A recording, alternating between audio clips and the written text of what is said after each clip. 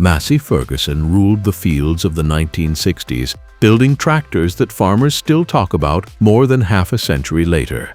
These weren't just machines, they were loyal partners through long days, tough seasons, and endless acres. From small but mighty workhorses to thunderous diesel giants, we're counting down the 10 best Massey Ferguson tractors of the 1960s, and one of them is so rare, most people have never even seen it in person. Let's dig into the decade that made Massey Ferguson a legend.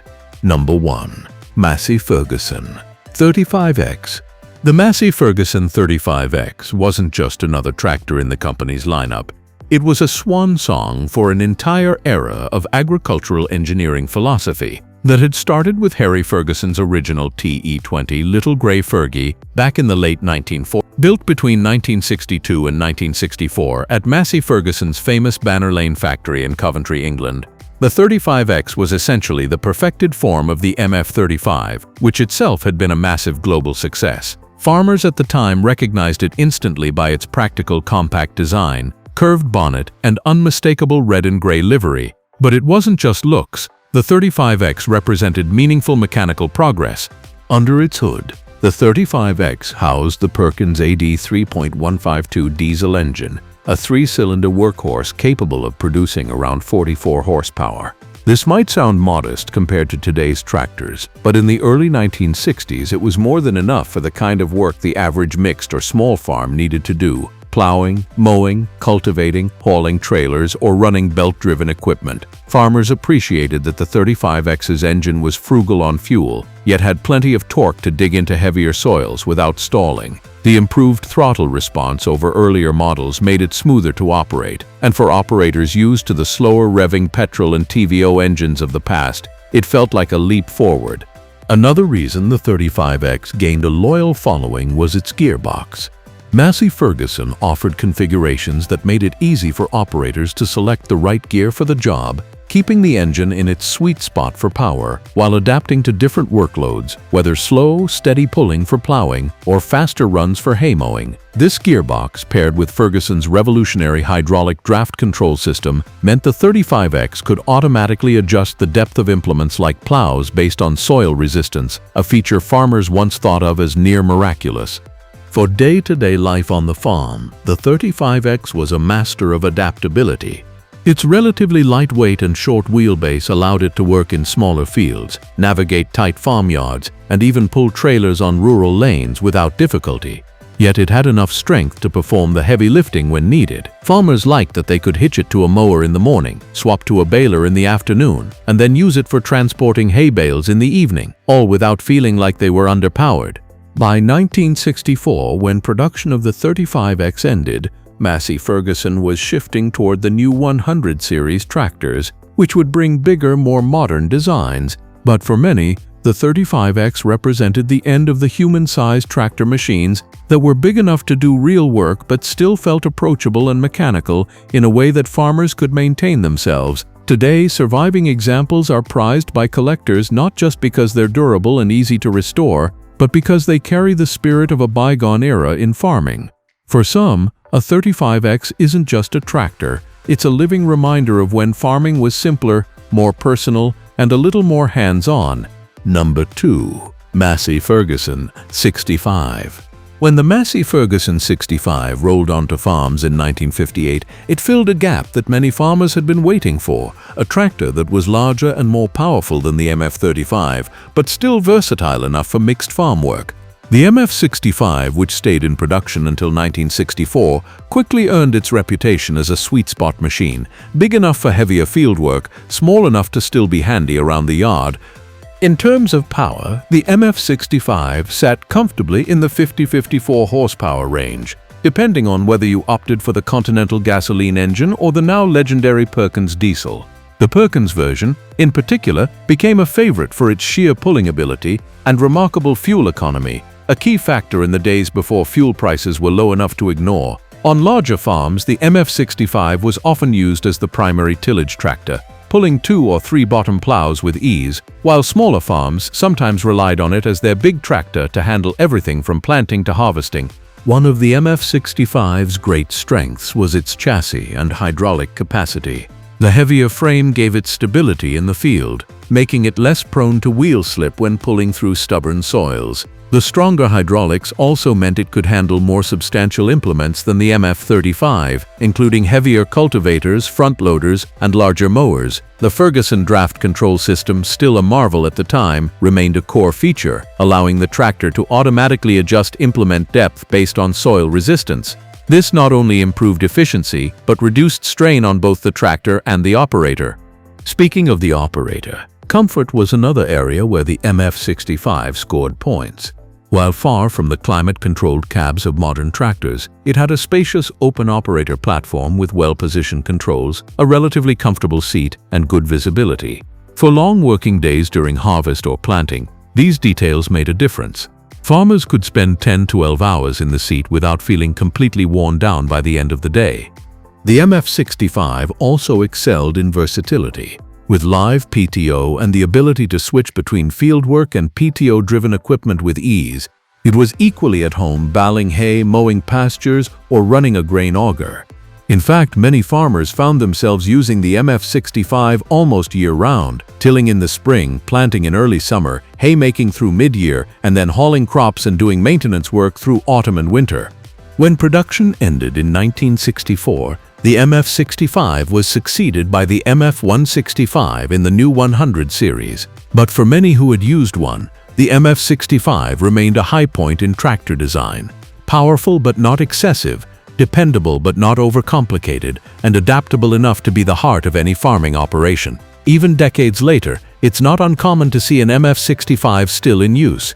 Its paint faded, but its engine still pulling as strongly as the day it left the factory. A testament to Massey Ferguson's engineering during a golden age of tractor manufacturing. Number 3. Massey Ferguson Super 90. When the Massey Ferguson Super 90 rolled off the production line in 1961, it was a clear signal that the company was moving into a new horsepower arena. Up until then, Massey Ferguson had been known mainly for its small and medium-sized tractors, machines like the MF-35 and MF-65 that balanced versatility with efficiency. But farming was changing rapidly in the early 1990s. Farms were getting larger, implements were getting wider, and farmers needed tractors that could cover more acres in less time. The Super 90 was Massey Ferguson's answer to that demand. Positioned above the MF-65 in the lineup, the Super 90 came equipped with the Perkins A6354 diesel engine, a big 6-cylinder workhorse capable of delivering around 80 horsepower. For a row crop tractor of the era, that was serious muscle. This extra power translated directly into the ability to pull heavier and wider implements, from 4 or 5 bottom plows to large tandem disc harrows. On big acreage grain farms, the Super 90 could accomplish in a day what smaller tractors would need much longer to do, freeing up valuable time during tight planting and harvest windows. Its design reflected its intended role as a heavy-duty performer. The Super 90 had a more substantial frame than the MF-65, with heavier castings, stronger axles, and larger rear wheels for better traction. The wheelbase was extended for stability, especially when pulling large implements or working in challenging soil conditions. Yet, despite its bulk, it was still designed with row crop versatility in mind. Adjustable front axle track widths meant it could be adapted for cultivating and other row crop tasks, making it more than just a pure tillage tractor. Mechanically, the Super 90 kept to a philosophy of rugged simplicity. The transmission and final drives were built to take sustained high-load work without failure, and the tractor's open mechanical layout meant that farmers could perform most repairs themselves with basic tools. In an era when downtime during planting or harvest could be catastrophic, that kind of serviceability was a major selling point. Operators who used the Super 90 often talk about its sheer pulling confidence. It didn't just get the job done, it did it with an ease that made it feel like there was power in reserve. This was especially valuable in heavy prairie soils, where smaller tractors would start to bog down or lose traction. The hydraulics were also stronger, meaning it could lift and control larger, heavier implements without strain. While the Super 90 only remained in production until 1965, it played an important transitional role for Massey Ferguson. It bridged the gap between the more modest MF-65 and the high-horsepower machines of the upcoming 100 series. It proved that Massey Ferguson could compete in the big league power category without losing its trademark reliability and farmer-friendly design. Today, restored examples of the Super 90 are admired not just for their imposing presence but also for what they represented, a bold step into the modern age of high-powered farming. Number 4. Massey Ferguson 98. If the Super 90 was Massey Ferguson's introduction to the higher horsepower class, the MF98 was its wild card. A tractor so distinctive in sound, feel, and performance that it still turns heads more than 60 years later. Produced in limited numbers between 1960 and 1962, the MF98 was a product of an unusual collaboration between two major North American tractor makers, Massey Ferguson and Oliver. The MF98's chassis and running gear was sourced from the Oliver 990, a proven platform known for its strength and durability. Massey Ferguson added its own styling cues, including the familiar red and silver paint scheme, badging and trim details, making it visually consistent with the rest of the MF lineup. But the real star of the show lived under the hood, a Detroit diesel 453 two-stroke engine. This engine was unlike anything most Massey Ferguson customers had ever experienced. Rated at around 98 horsepower, the 453 was a high-revving two-cycle diesel with a distinctive, almost ear-splitting scream under load. In an era when most farm diesels chugged along at lower RPMs with a steady thump, the Detroit diesel's sharp, high-pitched exhaust note was unmistakable and unforgettable. Farmers either loved it or hated it, but no one ignored it. The MF98's performance matched its soundtrack. With immense torque for its size, it was tailor-made for the wide-open spaces of wheatland farming where straight-line pulling power was king. It excelled at pulling heavy plows, large harrows, and big grain drills across mile-long fields. Its standard tread design, wide front axle, non-adjustable, meant it wasn't intended for tight row crop maneuvering, but out on the open prairie, it was in its element. Farmers who ran these machines often recall how effortlessly they handled heavy work. The Detroit diesel's willingness to reeve meant it could maintain pulling speed even under sudden load changes, which made it well-suited for tough soils or hilly terrain. However, the same high-revving nature and mechanical complexity that gave it its power also meant it required attentive maintenance, especially keeping its oil and cooling systems in top condition. Because it was built in small numbers and only for a short production window, the MF98 never became a common sight on farms. Part of this was due to its niche appeal. It was overkill for smaller farms, and its sound alone could be polarizing. But for the farmers who needed raw, unfiltered horsepower and had the acreage to justify it, the MF98 was a marvel. Today, the MF98 is one of the most sought-after Massey Ferguson tractors among collectors. Its rarity, its unique cross-brand heritage, and of course that unforgettable Detroit diesel scream make it a conversation piece at any tractor show. It stands as a reminder of a brief but fascinating moment in Massey Ferguson's history, when the company wasn't afraid to experiment and deliver something truly different to the farming world. Number 5. Massey Ferguson 135. If there is one model that truly captured the heart of farmers across the globe, it is the Massey Ferguson 135. Introduced in 1964 as part of the brand new 100 series, the MF135 quickly rose to legendary status, not just as a popular tractor of its time, but as one of the most enduring and beloved machines in agricultural history. From the rolling fields of England to the sun-baked farms of Africa, from small homesteads in North America to rice paddies in Asia, the 135 earned a reputation for being the tractor you could always count on. At its core was the Perkins AD 3.152 diesel engine, a three-cylinder powerhouse delivering around 45 horsepower. While that figure might seem modest by modern standards, in the mid-1960s it was more than enough for the typical small to medium-sized farm. More importantly, it was delivered in a way that farmers appreciated: smooth, fuel-efficient, and with enough torque to tackle tough jobs without stalling or laboring excessively. For those who preferred gasoline, versions were available with Continental or Perkins petrol engines, but the diesel quickly became the most popular due to its longevity and low running costs. What truly set the 135 apart was its balance of size, weight, and versatility. Compact enough to maneuver easily in tight farmyards or orchards, yet heavy enough to grip the soil when pulling a plow, it could move seamlessly from one job to another. In spring, it might be out turning the soil with a 2 or 3 bottom plow. By summer, it could be mowing hayfields or raking windrows.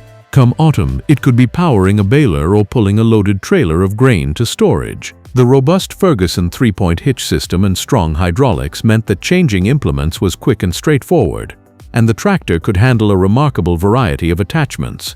Part of the MF135's global success was its adaptability. Massey Ferguson built it in multiple factories around the world, including the UK, France, and the United States, and tailored versions for local markets. In some regions, the tractor was sold with features like canvas sunshades for hot climates, different tire options for paddy fields, or simplified specifications to keep costs down. This flexibility allowed it to become a truly global workhorse, affordable, repairable, and dependable regardless of geography. Durability was another hallmark of the 135. Many tractors of this model, built more than half a century ago, are still in daily service, starting up each morning to tend fields, haul loads, or mow grass. Their mechanical simplicity means they can be kept running with basic tools and a bit of mechanical know-how, which is why they remain popular with both farmers and vintage tractor enthusiasts. For countless rural families, the MF135 was more than just a machine. It was part of the household economy, a reliable partner in the endless cycle of planting and harvest. It helped pay for mortgages, raise children, and keep farms afloat in tough years. Even today, at vintage tractor rallies, the 135 draws warm smiles and knowing nods because for many, it was the tractor that got them through. Number 6. Massey Ferguson 165. Launched alongside the MF135 as part of the same groundbreaking 100 series, the Massey Ferguson 165 took everything farmers loved about the 135 and scaled it up for heavier, more demanding work. Where the 135 was the agile all-rounder, the 165 was the dependable muscle, built to handle bigger implements, cover more acres, and keep pace with the growing mechanization of agriculture during the late 1960s. Power came from a range of engines, but the most celebrated were the Perkins A4.212 and A4.236 diesels, delivering between 50 and 58 horsepower depending on the version. These 4-cylinder diesels provided a noticeable step up in torque over the smaller 3-cylinder engines, allowing the 165 to pull larger plows, operate heavier tillage equipment, and run power-hungry implements without strain. Gasoline and LP gas versions were also offered in some markets, but again, diesel proved the favorite for its efficiency and long service life. One of the strengths of the MF165 was its versatility. It had the size and stability for field-scale work, tilling large plots, pulling grain drills, running forage harvesters, yet it wasn't so large that it became impractical for yard work, livestock chores, or smaller fields. The tractor could be ordered with either live or independent PTO, giving farmers more control over PTO-driven implements like balers and mowers. Independent PTO in particular allowed implements to keep running even when the tractor stopped moving, a huge benefit during baling or when working with rotary mowers. Hydraulic performance was another strong point. The 165's Ferguson 3-point linkage system could lift heavier implements than the 135, opening the door to a wider range of modern machinery. This hydraulic strength, combined with the tractor's well-balanced chassis, made it especially effective for loader work, where stability and control were essential. Comfort and ergonomics also saw improvements over earlier Massey Ferguson designs. The 165 featured a more spacious operator platform, with better seating and control placement, making long days in the field less fatiguing. While these comfort upgrades might seem minor, for a farmer spending 10 or 12 hours a day in the seat during harvest, they made a real difference. Like the 135, the 165 enjoyed a long production run from 1964 to 1975, a testament to its enduring popularity. Its combination of manageable size, serious pulling ability, and mechanical reliability meant that it was often the main workhorse on mixed farms, capable of doing everything from planting crops to hauling silage wagons. Even today, many remain in use on smaller farms, and they are prized by collectors who value their blend of classic styling and practical capability. The MF165 earned its mid-range masterpiece title by being exactly what many farmers needed: big enough for the tough jobs, small enough for the daily ones, and built with the kind of rugged quality that meant it would be around for decades. Number 7. Massey Ferguson 175. By the second half of the 1960s, farms across much of the world were getting bigger, implements were getting wider, and the need for more horsepower was becoming obvious. The Massey Ferguson 175 stepped into this evolving agricultural landscape as the ideal next step for farmers who had outgrown their mid-sized machines but weren't ready or didn't need to invest in the largest, most expensive tractors on the market. Launched toward the latter part of the decade, the MF175 slotted above the MF165 in the lineup, delivering between 63 and 70 horsepower depending on the specific model and market. That extra power made a significant difference. Suddenly, a farmer could run larger mower conditioners, operate high-capacity square balers, or pull 4 and even 5 bottom plows in lighter soils, all without overtaxing the machine. This capability meant fewer passes in the field, faster workdays, and a noticeable boost in productivity.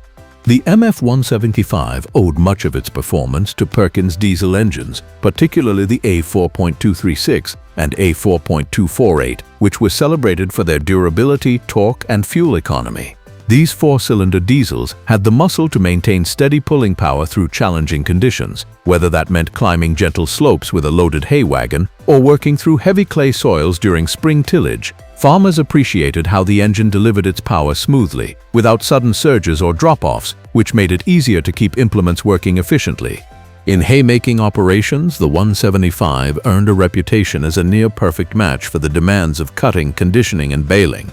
Its weight and stability kept it planted on uneven ground, while its PTO output was more than capable of running high-demand equipment.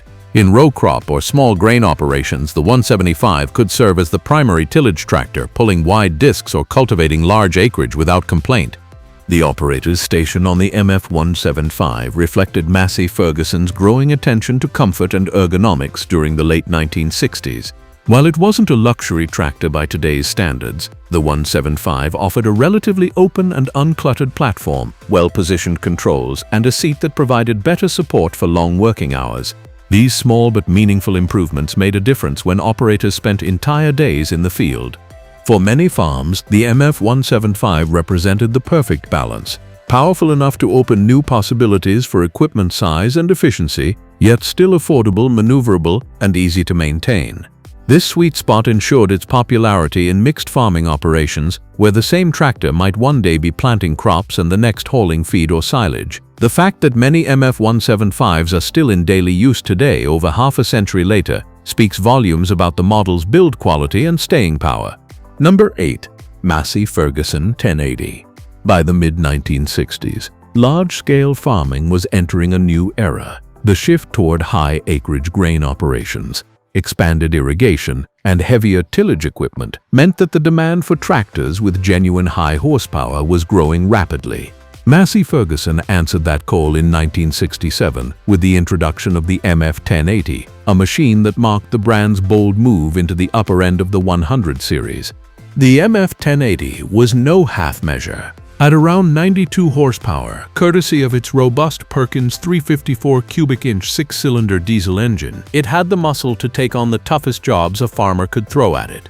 This engine was a proven workhorse in its own right, delivering a combination of high torque at low RPMs, excellent fuel efficiency, and the kind of mechanical simplicity that made field repairs possible without extensive downtime. For farmers who needed a tractor that could keep up with ever larger plows, discs, and cultivators, the 1080 was a revelation.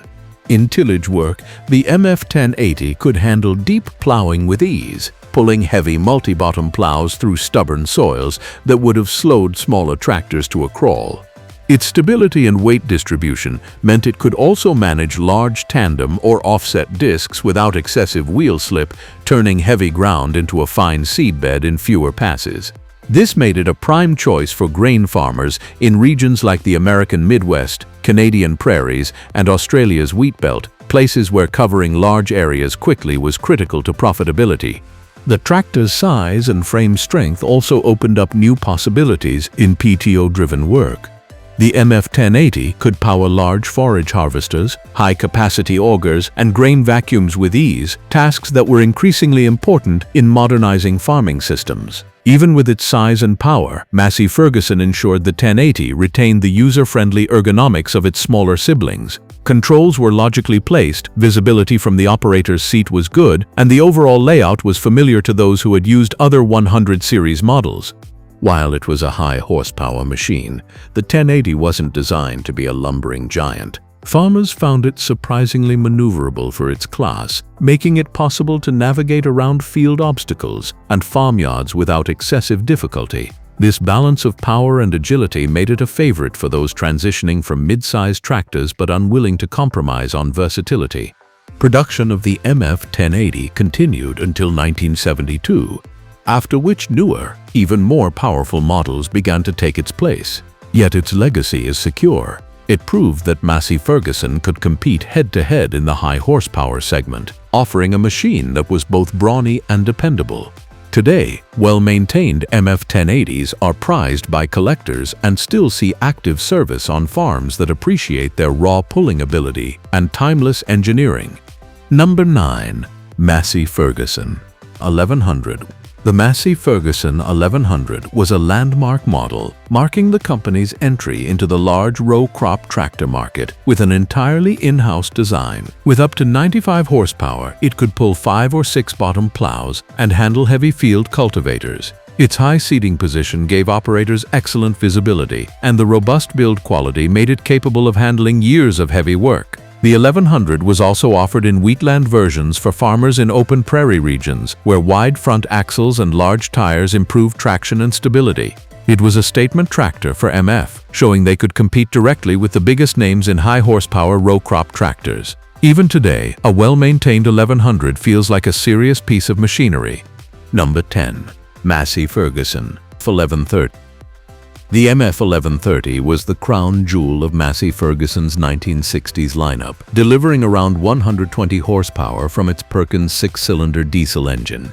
It was built for big-acre farmers who needed to move a lot of soil or crop in a short time. With its long wheelbase, heavy frame, and excellent traction, the 1130 excelled in primary tillage, pulling large plows and discs with authority. Its PTO capability meant it could also handle the largest balers, forage harvesters, and augers of the time. In many ways, the 1130 represented the peak of pre-electronic tractor engineering, relying on mechanical simplicity and raw power rather than complex systems. For collectors and vintage farming enthusiasts, the 1130 remains a symbol of when Massey Ferguson was at the top of its game in the horsepower race of the late 1960s. And there you have it. 10 iron legends from the 1960s that proved Massey Ferguson could do it all. Strength, reliability, and timeless design. Whether you grew up driving one, still have one working in the shed, or dream of restoring one someday, these tractors are more than machines. They're part of farming history. Which model was your favorite? Or did we miss one you think should have made the list? Let me know in the comments below. I read every single one, and if you enjoyed this trip down memory lane, hit that like button, subscribe, and ring the bell, because we've got plenty more vintage tractor history coming your way. Until next time, keep those engines running and those wheels turning.